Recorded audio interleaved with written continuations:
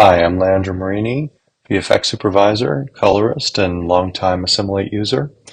And when I heard that Assimilate was basically connecting my favorite 3D compositing system to cameras and calling it Live FX, I got very excited about the possibilities.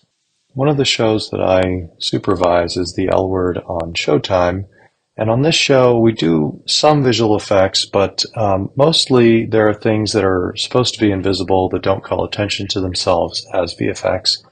In the case of a car crash sequence, which is very important to the story, we had to stitch a bunch of elements together to create a seamless car crash that comes out of nowhere and should be very shocking.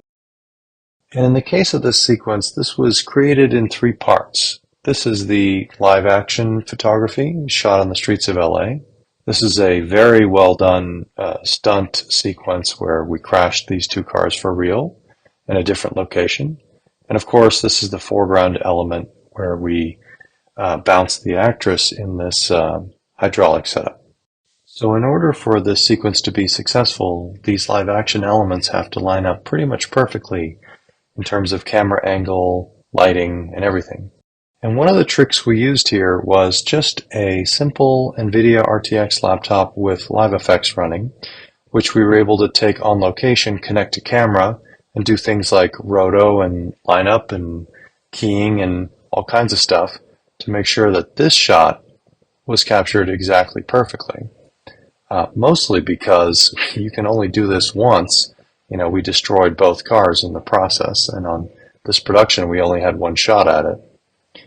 And then when it came time to do the foreground element, at that point we had had the previous 2 elements, the live action driving on the streets and the car crash, and we were able to combine all 3 live on the day with some roto and keying and playback controls to make sure that we got it exactly right. Obviously you don't want to do this more than you have to.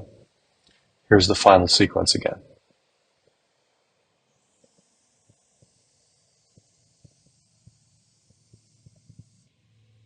I hope that this is a good example of a different approach to virtual production. Virtual production doesn't just mean CG backgrounds.